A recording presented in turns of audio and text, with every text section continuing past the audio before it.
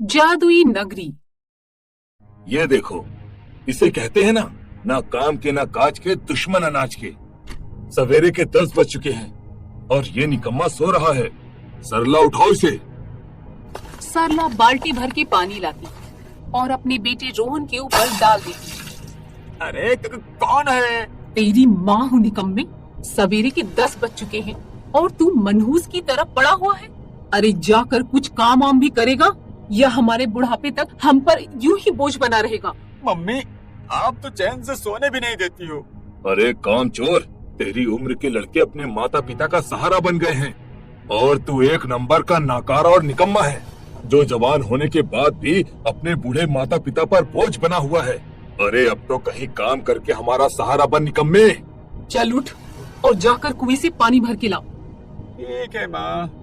ये है अनपढ़, आलसी और कामचोर रोहन की कहानी, जो कुशल नगर नाम के गांव में एक छोटे से घर में अपने माता पिता के साथ गरीबी में अपना जीवन बिता रहा था। जवान होने के बाद रोहन कोई काम नहीं करता था। जब रोहन कुएं में से पानी निकाल कर ला रहा होता है, तभी सामने से एक अमीर आदमी अपनी महंगी कार में जा रहा होता है। उसे देखकर रोहन बोला, यहाँ मेरे पास साइकिल तक नहीं है और इस आदमी के ठाठ तो देखो, लाखों रुपए की गाड़ी में मजे से घूम रहा है।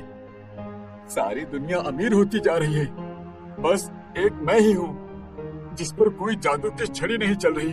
पता नहीं मैं कब करोड़पति बनूंगा। रोहन बचपन से ही करोड़पति बनने के सपने देखता रहता है। वो जब भी किसी अमीर आदमी को देखता है, तब वो उसकी अमीरी का राज पता करने में लग जाता है। बस इसी वजह से रोहन कोई काम नहीं करता। जब वो पानी लेकर घर आता है, तभी सरला चाय नाश्ता लेकर रोहन के पास आती है। ये ले, ठूस ले, भुक्कड़ कहीं का। जहरीले नाक की तरह फन फैलाए हम पर बोझ बनकर बैठा हुआ है। अरे निकम्मे, अब तो जाकर कोई काम धंधा कर। कब तक अपनी जवानी आवारागर्दी में बर्बाद करता रहेगा? माँ, तुम तो ताने ही देती रहती हो।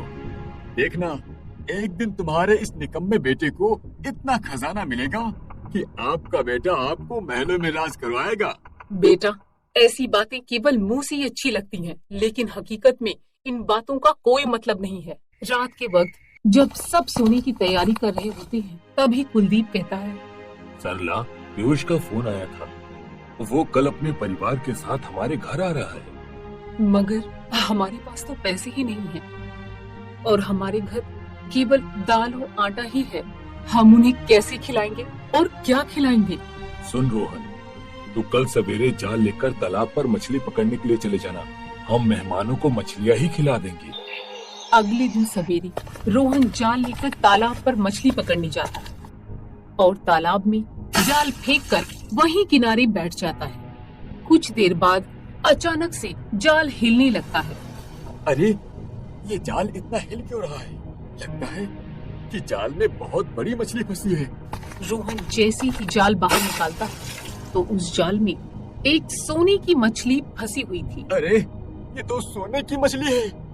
रोहन झट से उस सोने की मछली को पकड़ लेता है। अरे वाह वाह वाह, मुझे सोने की मछली मिल गई।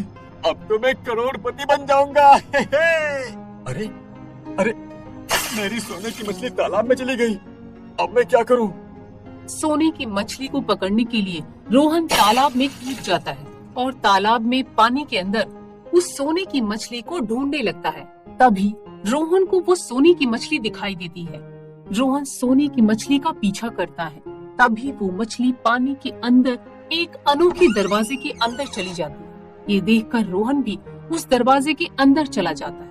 मगर जब रोहन उसका पीछा करता हुआ दरवाजे के अंदर जाता है, तब देखता है कि वो एक अजीब सी दुनिया में खड़ा था, जहाँ हर चीज, पेड़ पौधे, पत्थर, घर, सब कुछ सोने के थे। ये देखकर रोहन के होश उड़ जाते हैं। अरे, ये क्या है?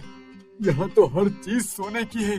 तभी रोहन के सामने एक सोने का बोर्ड दिखाई देता है, जिस पर लिखा था जादुई नगरी।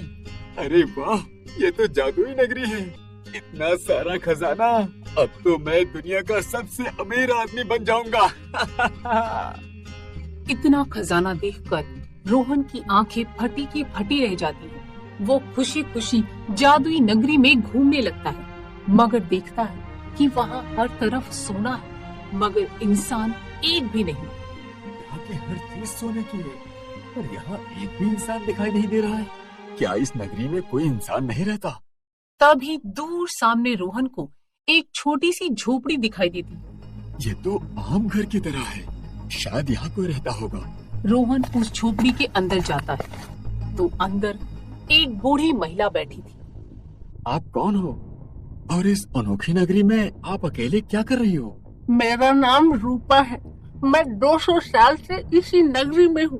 पर तुम कौन हो बेटा? और तुम इस नगरी में कैसे आए? तुम्हें यहाँ नहीं आना चाहिए था। क्यों? ऐसा क्या है इस नगरी में?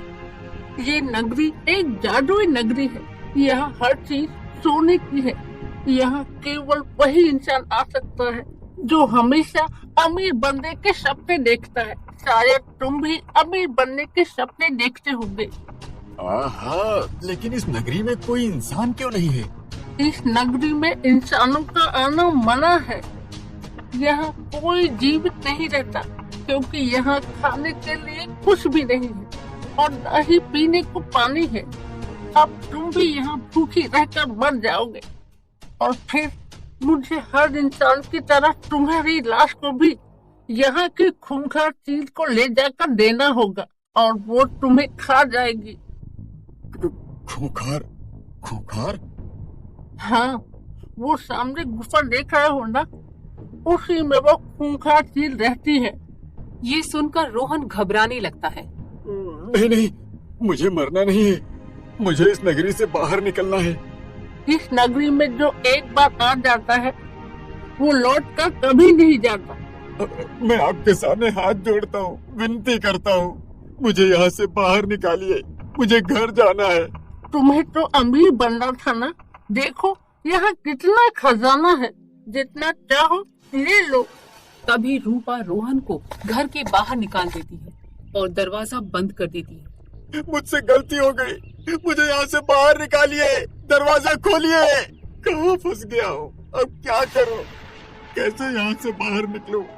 रोहन जादुई नगरी से बाहर जाने का रास्ता ढूंढने लगता है, पर उसे वहाँ से बाहर जाने का कोई रास्ता नजर नहीं आता। वो जिस भी दिशा में जाता है वापस उसी बुढ़िया के झोपड़ी के पास आ जाता है। इसी तरह शाम हो जाती है। ये क्या हो रहा है? मैं जिस भी दिशा में जाता हूँ मैं वापस इसी जगह पर कैसे आ जाता हूँ? मुझे तो भूख लगी है और यहाँ तो खाने के लिए कुछ भी नहीं है। लगता है यहाँ भूखा ही मरना होगा। चारों ओर सोना ही सोना था। जब वो इधर उधर खाना ढूंढ रहा था तभी पेड़ से एक सेब नीचे गिरता है। अरे वाह, सेब! मैं इसे खाकर जिंदा रह सकता हूँ। रोहन जैसे उस सेब को हाथ में लेता है वो सेब सोने का बन जाता है। अरे, ये सेब तो सोने का बन गया। मेरे साथ है क्या हो रहा है? ये कैसी अजीब नगरी है। इसी तरह भूखे प्यासे रोहन को 2 दिन बीत जाते हैं। भूख और प्यास से रोहन की हालत खराब होने लगती है। रोहन उदास होकर एक पेड़ के नीचे बैठ जाता है।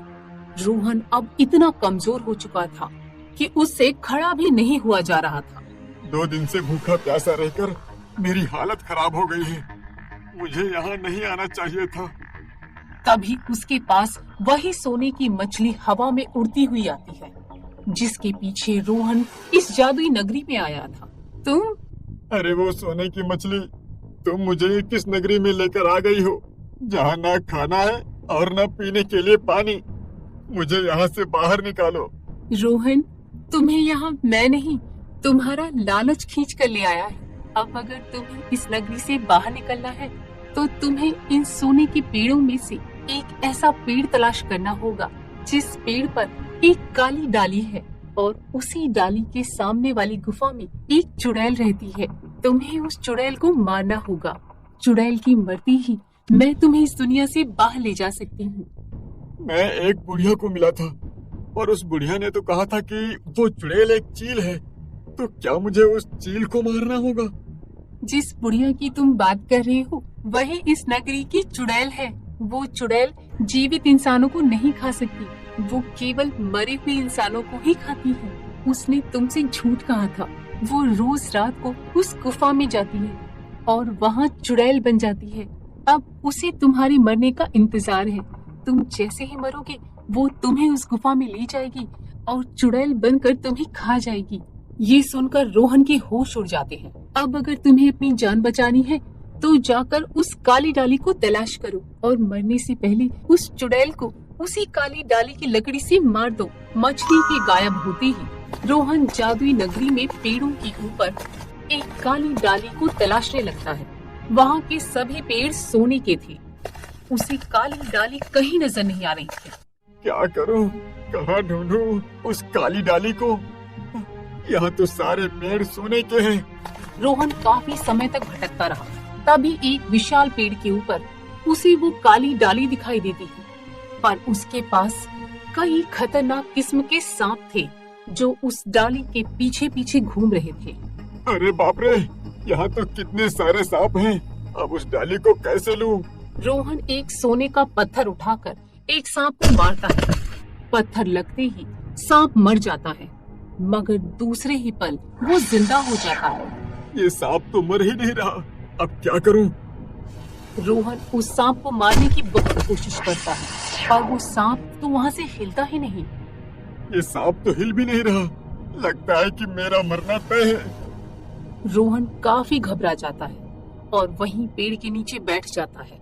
तभी अचानक उस डाली के पास से सारे सांप गायब हो जाते हैं। ये देखकर रोहन झट से उस काली डाली को तोड़ लेता है और रात के वक्त जब उस चुड़ैल की गुफा में जाकर देखता है तो वहाँ बड़ी भयानक चुड़ैल थी। ये डाली तेरे पास कैसे आई? भाग जा वरना तुझे मार दूंगी। चुड़ैल, अब मैं तुझसे डरने वाला नहीं हूँ। अब तू मुझे नहीं, मैं तुझे मारूंगा। इससे पहले कि तुम मुझे मारी, मैं ही तुझे खत्म कर देती हूँ। फिर चुड़ैल रोहन पर हमला कर देती है, मगर रोहन काफी सतर्क था। वो मौका पाते ही चुड़ैल के पेट में वो काली डाली घुसा देता है, जिसके बाद चुड़ैल वहीं जलकर भस्म हो जाती है। चुड़ैल की भस्म होती ही सोने की मछली प्रकट होती है। रोहन, आओ मैं तुम्हें तुम्हारी दुनिया में वापस ले जाती हूँ। रोहन, अब तुम इस पत्थर के साथ तेजी से टकराओ। पत्थर से टकराते ही तुम तुम्हारी दुनिया में पहुँच जाओगे। मेरी जान बचाने का शुक्रिया मछली। और हाँ, ये लो, ये सोना मैं तुम्हें भेंट करती हूँ। इसे बेचकर तुम अपनी गरीबी मिटा लेना। धन्यवाद मछली। फिर रोहन दौड़ते हुए उस पत्थर से टकराता है। जैसे ही रोहन पत्थर से टकराता है वो अपनी दुनिया में पहुंच जाता है। फिर घर जाकर अपने माता पिता को सारी बात बताता है। जवानी में काम चोरी करने के लिए उनसे माफी भी मांगता है। फिर सोना बेचकर बड़ा बिजनेस करके अपने माता पिता का पालन पोषण करता है।